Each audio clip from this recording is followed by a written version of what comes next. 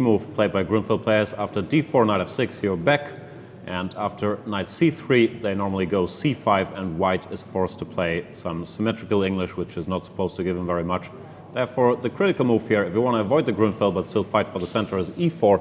Now the point is of bishop g7, white goes d4, and you get some King's Indian. That's a nice center. And therefore, in order to exploit white's move order, black has to go e5 here. If you go c5, once again, it's different because now white can go knight f3, d4. But e5 leads to a fresh position, which has been topical recently. e5, d4, with something, you don't see much, but the reason of it that we see this is that guys are trying to avoid the Grunfeld, and black players are adjusting to that. d4, knight f6, de5, knight e4. Wesley knows this stuff. He won a nice game against, I believe, Anish Giri in 𝙬𝙬𝙬𝙬 like a year ago, something like bishop d3, bishop b4 check, king f1, and he got a very good position. But this time around, queen d4 is played. I'm not sure. This might be a fresh idea by Wesley. Knight c5, knight c3. Let me check it if there are any other games with queen d4. It's a very normal move, isn't it? Yeah. Thing is, normally instead of de5, they play knight f3. This is a more common line. But queen d4, no, I'm sure it's been seen before as well. Wesley goes for knight c5, not bishop b4 check, which looks like a normal move as well. And this I haven't seen before. Black arranges his pieces quite harmoniously. The knight on e6, the other knight comes to c6, bishop g7, tending to castle, but he has to fight the extra space white has by blowing the position up with f6 or d6 before white consolidates. Let's see if he manages. f4 is on the board. This queen d4 was played by 𝙬𝙬𝙬𝙬 last year, but it doesn't seem to be like a very strong move, at least according to our thermometer on chess24, which just gives advantage for black. Yeah, I'm a little surprised by it because after knight f6, one line that has been seen is knight f3, ed4, e5, knight e4, queen d4, which looks like it's basically a tempo up for white, where you have the same position already with a knight on f3. So I'm not sure if Wesley mixed things up or if he wanted this because of the extra option of going f4. I'm not very impressed. It looks like a bit the Scotch. I mean, the position reminds me of the Scotch. Some of the lines with knight f6, of course, then there would be a knight on b6 and the double pawns on c7 and c6, but this e5, f4, the queen on e4, and the fianchetto bishop somehow reminds me of that position. Maybe it's just me. Yeah. Wesley has to decide what to do here. Both d6 and f6 strike me as candidates. You could also delay breaking open the center, playing something like b6, bishop b7, but that feels a little slow. And he's played d6, trying to open the position up. d5 is not yet a threat, but it's not going to be so easy for white to complete his development anyway. Knight f3, what do you do though? I'd be tempted to sacrifice this pawn, bishop d7, just to threaten de5 and ed.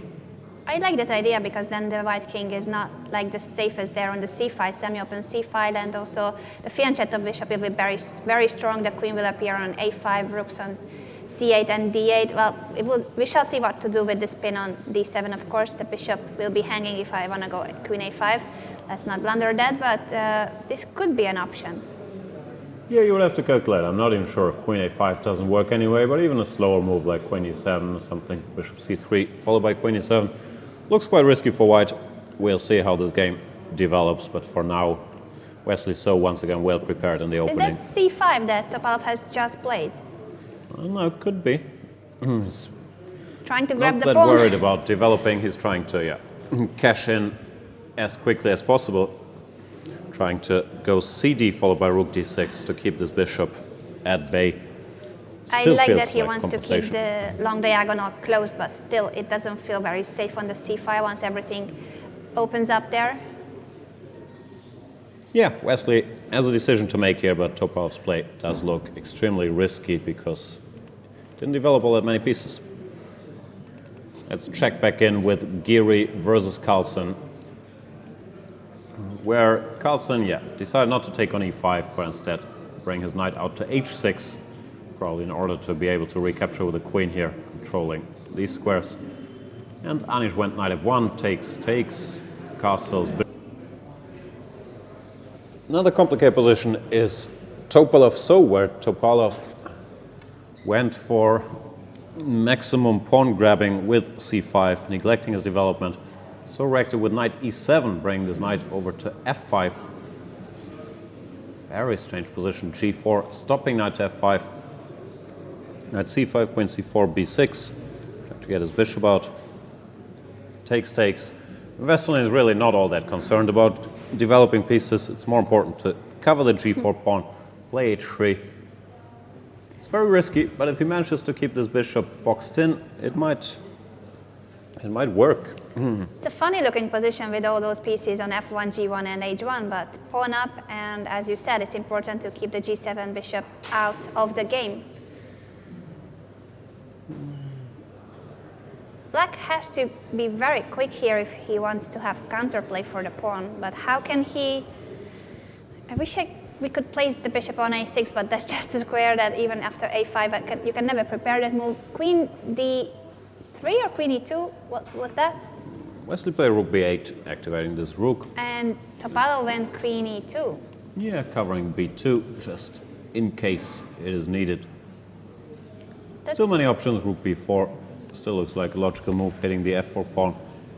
It's very dangerous. Wesley's position, I have a feeling it's on the verge of being very bad. I don't like queen e2. Maybe it was necessary, but it looks just so ugly. Yeah, rook b4 is a threat. Yeah, I wish we could develop the pieces, like some knight e2 protecting the f4 pawn, but maybe I'm missing something. Not sure, but there's many dangers out there. Yeah, like that I missed double attack. So yeah, queen e2 might be that you have to go queen e2, still not developing those three pieces. Yeah, feels extremely dangerous for Wesley. Leave the calculating to Wesley. Similar names, I often confuse them. Wesley, Wesley. I don't know, I think it's a goal. Or a miss. I don't know. Somebody should confirm in the audience. No, that happens every day here at 4. It's the end of the workday. People can go home, so there's loud cheers. It's 1-0, Belgium, Ireland. Belgium is about to qualify.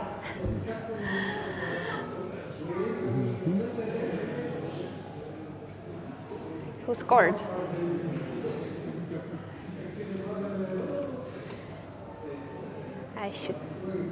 I should figure it out. Somebody should. This is the strongest ever tournament in Belgium. The 10 strongest players, strongest, fastest, what else? Sharpest minds of the planet. Absolutely.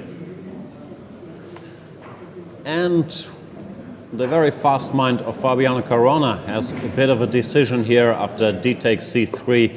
If he wants to cash in by taking on b7, which seems possible. I just switched on the computer, and the computer is a big fan of it. I'm not so sure if you want to go for this as a human, though. I'd be tempted to just recapture bishop takes c3. The problem with it is then black can stabilize for a bit, go bishop c6, keep this pawn alive. I still like white's position choice. I believe he's been in trouble for a long time. He went for this pawn grabbing. What happened there? Whose board is that? Queen on h4, it's Topalov. Topalov has just resigned against Wesley. So yes, Wesley promised us that he would try to win games, and he did start winning games to catch Vichy in the lead. Yeah, now it's totally game over. e5 is dropping, and checkmate is looming along this diagonal. Bishop e4 check, also a threat. Nothing to do, so Topalov resigned. Not a good game for Wesley, and I believe, yeah, his opening approach, starting with queen d4, was not well executed. Vasyl Topalov, who also started the day of today very badly, 2 defeats for the former world champion.